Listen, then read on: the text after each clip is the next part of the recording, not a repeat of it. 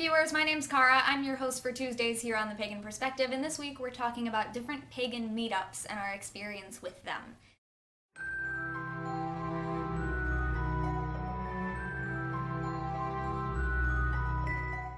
This week's topic comes from Jenny, who is asking about our experience with different types of meetups, whether they be local meetups, gatherings, events, anything like that, how we found out about them, whether we enjoyed them or how we liked them, and how they differ from one another.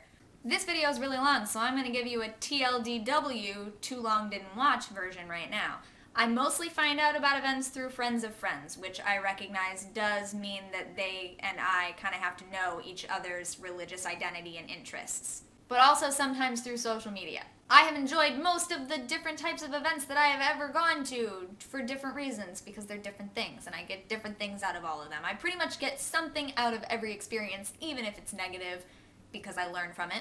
And how they differ from one another, you do kind of have to watch to hear me talk about that, but they're all very different. Firstly, my wrist has been bothering me, so I have it wrapped in a scarf. That's what this is, so as I'm gesturing, if you see it, that's what this is. Meetups! I have a list in front of me, I have some notes of like 7 different types of things that I want to talk about. So the first thing that I talk about a lot is pride events. Cleveland area Pagan Pride is my local one. This past month or so, this year, I also went to Dayton Pagan Pride in Dayton in Southern Ohio for the first time. That's probably the biggest thing that you guys hear me talk about because I vlog about it all the time and I have vlogs from previous ones that I've gone to. Those events are typically something that is educational but also fun. There might be some entertainment involved. They're public events that are meant to be kind of for everyone, and they somewhat function as a meetup to meet a bunch of other pagans, and you can go to workshops and learn new things and new aspects about paganism and things to incorporate into your path. And there are also vendors and things like that, so you can go and buy things that you might need or want, appreciate. It's also, however, for the public. It's for non-pagans to be able to come to and learn about, or because that's not hugely likely depending on who they are. I mean, obviously they have to be people who kind of want to learn about it for some reason, so it might be people coming with their friends, or in a lot of cases it's also people who are kind of brand new to paganism and are like, what's this about? So you go to Pagan Pride and you learn about all the different types of things and you meet some of the different groups that are in the area. So just having been to the two, I've been to Cleveland's multiple times and then just been to Dayton's this once, they differ a lot from one another. And I think that part of that might have to do with the fact that Cleveland's is so large in the sense that it's heavily attended. There are a lot of Cleveland area diaspora pagans who maybe are just solitary practitioners all the time, or, you know, people who kind of keep to themselves the rest of the time. They're not really part of a bigger community group or anything like that, like me. So there's so many of them that come to the event from elsewhere, but you never talk to people the rest of the year. That's my experience with it. Is like, other than my personal friends who I already know throughout my life and anybody who watches my YouTube channels who meet me at the event, other than that, I've never made friends at that event. You just kind of go, you go to workshops, you listen to music, you hang out, whatever, but it's not really a community building event. Whereas Dayton's event is much smaller attendance wise. This year was the first year they've been this was their biggest year they've had. Biggest attendance, largest, biggest number, why can't I word right now? They've had the most vendors they've ever had this year, the most workshops they've ever had, stuff like that. So they're just kind of growing as well, even though they've been doing it for longer than Cleveland has actually, and I had no idea because I'm not from Southern Ohio, but I have friends from down there, so now more of us know about it, which I think is great. Anyway, I think maybe because of their smaller group size, they really feel like a lot more of a close-knit community, whereas up here, everybody does their own thing and they come together and we're in the same space and then it's like, okay, go home. Dayton's really feels more like they have their separate groups, like they have their Wiccan group and they have their OTO, they have their Druid group, everything like that, but they really kind of seem like they talk to each other more throughout the year and like they all know each other, like it's a community. Here you get it? Yeah, so it's feels totally different to me coming in from the outside, but also people that I spoke to, it seemed like that's more like what it is. So Pagan Pride events are really cool, and I found out about my Cleveland area one actually because of a friend of mine that I went to college with who was on cast at the medieval fair that I attend. One day at the fair, she had little advertisement postcards for the event with her, and she was like, hey, have you been to Cleveland Pride? And it was like the second year that they had ever done it, so I didn't know about it the first year. And the second year, she was like, hey, have you heard about this? It's later this month. And I was like, what? No. So I went, and I've gone every year since. I like to just show up. I like to see people. I like to be present. And, yeah. So that's cool. That's how I found out about that. But I also always tell people to check, if you're looking for one near you, check the Pagan Pride Project website. If you Google Pagan Pride Project, it'll come up. You can look up to see if there's any in your area. Not all Pagan Pride events are going to be ones that are affiliated with the Pagan Pride Project organization, such as Cleveland's used to be affiliated with them and is not any longer, so it would not anymore be listed on their website, whereas Dayton's currently is affiliated with the project, so they are listed. So it might not turn up every single event that's near you, but it's a good start. The only meetup type thing I've ever gone to was in Conway with Sheldon of Pentacles of Pride International when they flew me down there a few years ago for their inaugural Pagan Pride event. The Pentacles of Pride International group, Peeps, they actually host a meetup, I believe, monthly. And at the time I was there, it was held at a local coffee shop. That coffee shop no longer exists, sadly. But I know that they do meetups.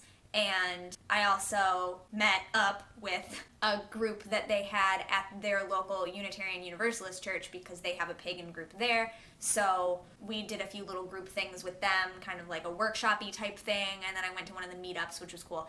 Meetups like that, like things literally using meetup.com, which I didn't know about before I went to Conway, and all of them told me about it, is a website where you can create and find meetups for any like topic of interest to you. So I've looked them up. There's not a ton in my area, but there are some, none that are really spirituality based, but it could be anything, like if you have a knitting group that meets every third Tuesday at this local place, you find something that is an interest you have that you want to meet more people who are interested in. Meetup.com is the kind of thing that does that.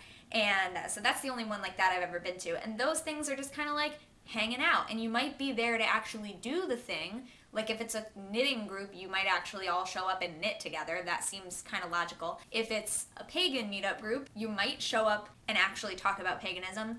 But you might also just show up and meet other people who have similar beliefs, but not necessarily talk about that the entire time. So it's very casual. So that's very different from Pride, which is this big event. And then there's like a meetup. It's a little more casual, a little more informal, a little more personal. And then there are things like Community Kirtan, which is a thing I used to go to that was hosted by the Unitarian Universalist church that I used to attend. They're not always in affiliation with a church, but Kirtan is call and response chanting that is a form of bhakti yoga. It's a spiritual practice, and I went to this one because a friend of mine who is a local musician has been to Kirtan elsewhere and kind of learned the form and practices it herself and practices yoga. And so she was called in to lead it at my church, and we had, people, we advertised it to the community, had a bunch of different people come in and do it. It was like the first Friday of the month, and I went to that for a long time, and that was a lot of fun. And it wasn't so much about meeting new friends that you would then like hang out with all the time, at least not for me, but it was meeting people who were all interested in doing the thing that you were there to do. And so that was more of a meetup of an event to actually participate in that spiritual practice when you go, as opposed to talking about it in a coffee shop, or as opposed to doing a bunch of different stuff at a Pride event where they're offering a ton of things. Going to something like a kirtan is going for that spiritual practice. There's also, similarly, in the same vein, I also attend a red tent event occasionally, and those I am perfectly confident in saying will be different every time, and also every one that you go to, because it totally depends on who's there, who's leading it, what people want to get out of it. I have been to only this one group's red tent, and it's been hosted by different people sometimes, and sometimes it's very much sacred space, ritual all the way through, like very beautiful ritual. And then other times I've been where it's just been like a discussion group, And other times I've been where it's just been like, I don't even know what it was a mess. Like, so I can guarantee nothing for you with that. But because they're just totally different. And even if you try to look up the movement online, the people who kind of say they started the movement, they do it a certain way that not everybody who hosts them agrees with the way that the people who claim to have started it, or I guess they did start it. I don't know why I'm saying claim. I just don't know enough about the history. All I know is that people who have the websites about it online are not all necessarily reflecting the values of all of the people, individual people, who attend other ones or who might host other ones. So they're going to be totally different. Just like I say about any Unitarian Universalist church in general, like, it's going to be different. But I like Red Tent personally because it's women's spirituality, it's based in the divine feminine. Questions about gender inclusion differ from group to group, is all I can say about that in this concise amount of time. All of that is totally different depending on who you ask. The intent, what they consider the Red Tent to be, is going to be totally different. Oh my god, I could go on and on about that. I have a video about Red Tent on my channel that doesn't even go into all of that, but you can watch that one if you want. I'll put it in the description. It's just not even touching on all of that. Someday I will do that video. So again, it's going there for a specific religious purpose. It's going there for a religious thing, as opposed to just hanging out with people.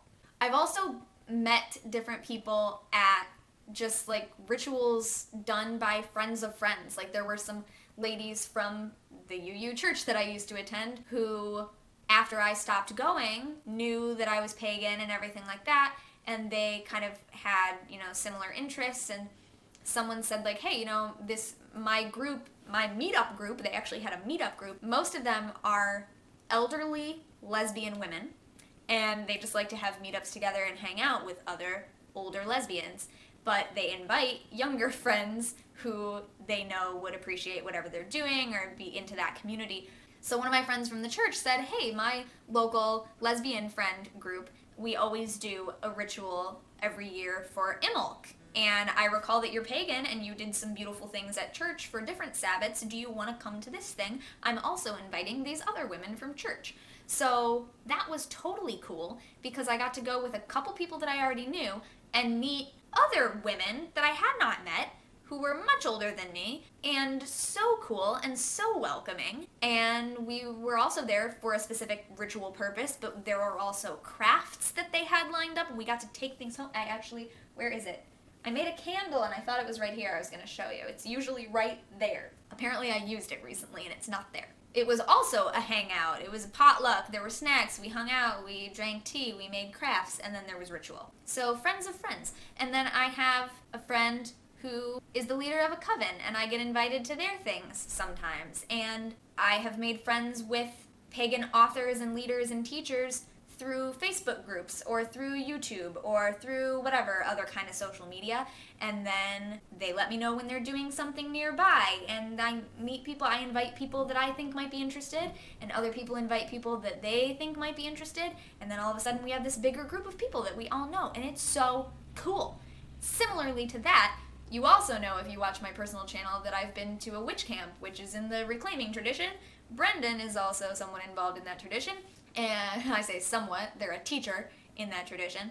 And I've made a lot of friends now who are involved in reclaiming community, who are reclaiming teachers. I've been to a few different workshops now since the camp itself. I've been to some smaller workshops that have had different teachers, different attendees. So just once you meet some people, and every time someone different comes in, like you might have one teacher that you already know, but then they're co-teaching with a different teacher, and that other teacher has other people that they tell about the workshop that they bring with them, and then you might be in a different city, so you might be closer to other people, so then other people from that area come in, so you just meet more and more people, and the web just widens, and we are everywhere. Truly, we are everywhere. I was talking to people at Dayton about this. Like, everyone thinks, at least if you're a solitary practitioner, if you're a solitary practitioner kind of like teaching yourself like I did, like a lot of us did, I know that doesn't apply to everyone. Some of you were brought up with this. Some of you were brought up just having friends in it, so you already had kind of a community. So it's very different. But from my experience and people who share that level of experience of kind of coming into it by yourself and not being raised in it and being solitary, yada yada, we all have this feeling that it's just us because you can't find anyone else and you don't know where anyone else is and you think you're looking online or whatever and it's just so hard to find anyone. So we all think we're alone. And then eventually you meet someone. And then eventually you meet another person, 5 more people, and then you go to this event. Sometimes you realize down the line that these people that you've known for 10 years from the medieval fair event that you always go to, turns out they're also pagan, but they never wanted to say anything because they didn't know how people would react to it because they weren't out about it. And because it was never brought up in conversation, they didn't know that you were too, even though you wear symbols of your... This is a real life experience that I had. Are you getting that? I'm not making this up. This really happened. And, and then you have things like a long-lost family member of mine. I say long-lost just because it conveys the meaning to you. It's actually more complicated than that.